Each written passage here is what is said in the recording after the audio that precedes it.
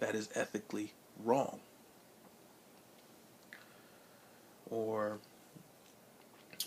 say you're working on a patient who is a convicted felon. They're they're a prisoner, or you know that they've been convicted of murder, or they're a serial killer or something, and you know it. You know the horrible things that this person has done.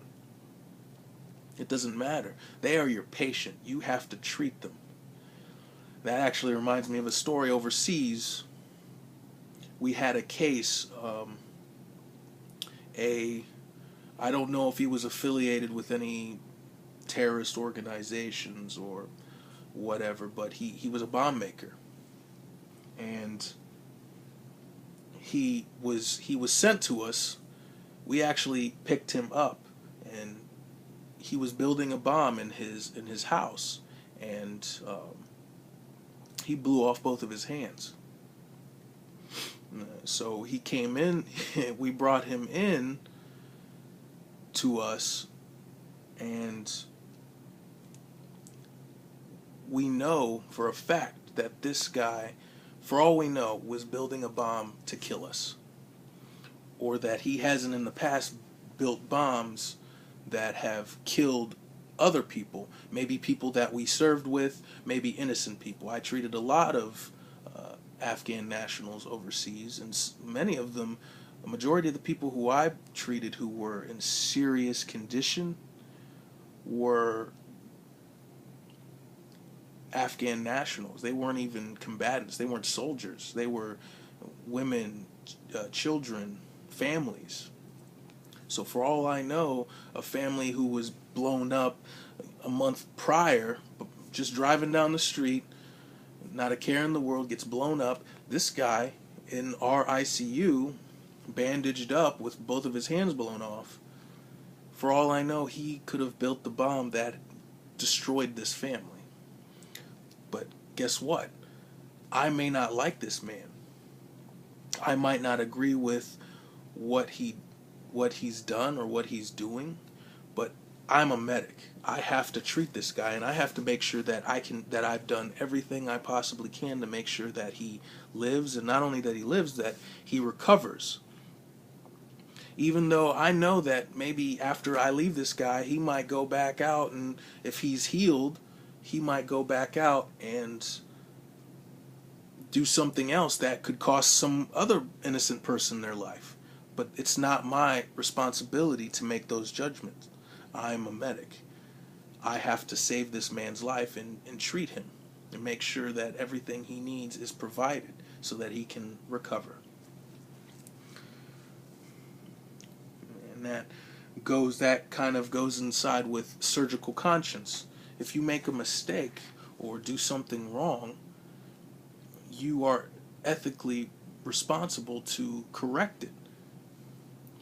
And surge techs, just in the last couple of months, I've noticed that it depends on where you're at or who the people are, but everyone has their own type of integrity and surgical conscience. As a student, I've tried to be honest and polite and say, hey, you accidentally contaminated.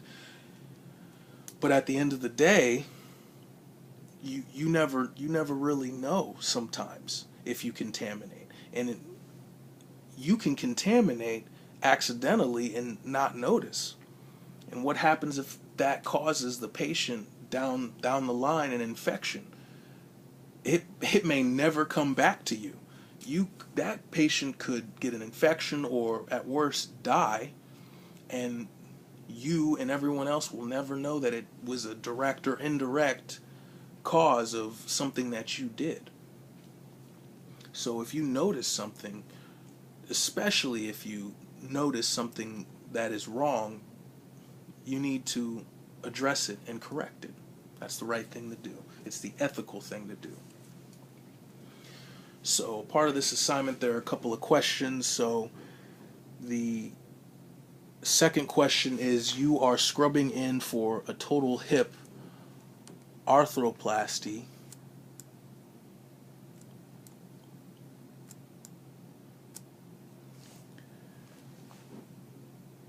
You are scrubbing in for a total hip arthroplasty, and while grabbing a reamer out of a tray, you see bone remnants from a previous case stuck in the grooves. The patient is in the room and has already been positioned. The surgeon has already yelled that the case is starting late.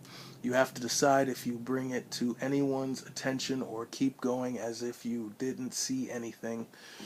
Taking the patient's best interest into account and using your surgical conscience. What do you do? Well, I just talked about that. Surgical conscience. If you notice something, you have a responsibility to address it.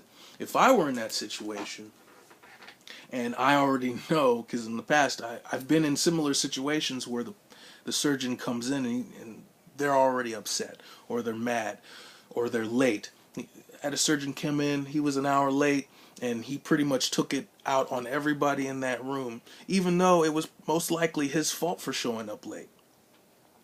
So he took it out on everybody, but you know what?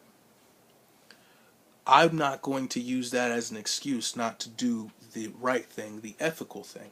In fact, I think you have a moral obligation to come forward and say, hey, I think we have an issue with this tray. I see some bone fragments in here. If you're lucky and you can catch that before you put it down on your back table, then that's even better. But say, for example, you don't notice it until you've already put it down on your back table, so now everything's contaminated, right? It's still the right thing to do. It's the moral thing to do, and it is the ethical thing to do. I might not even address the surgeon. I just go to one of the other techs there, or maybe the circulator, and say, hey, I think I have an issue with this tray.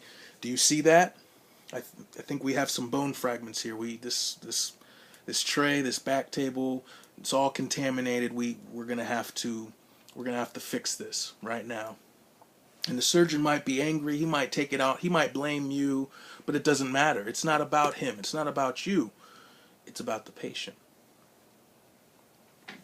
The third question is, you are scrubbed in for a C-section and setting up. The patient arrives in the room, and while they are transferring her to the OR bed, you hear her ask the surgeon if he will perform a tubal ligation but not tell her husband. She explains that they have 3 other children at home and doesn't wish to have any more. However, the husband wants a large family and doesn't believe in birth control. Does the surgeon have an ethical duty to follow the patient's wishes or an ethical duty to inform the husband? Well, just from what I know about the different roles, I would have to say that if his patient asks him not to say anything, well, then he doesn't have an ethical responsibility to the husband. The husband isn't his patient. The wife is his patient, and he should be more concerned about her well-being. It would be no different if he was treating her for an STD.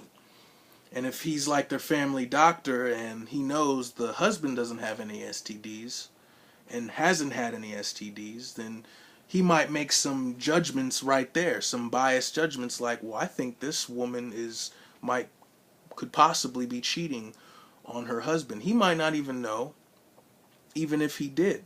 But that doesn't mean he should tell the husband that, oh, I just treated your wife for an STD, especially if she asked him not to. It's not right. It's not ethical. Some people might disagree, or some people might have moral obligations, like, oh yeah, he definitely should have told on her about that. No, you shouldn't do that. It's not right. It's not ethical. And that is my discussion on ethics. It's very important, and everyone should always, always, always put the patient first.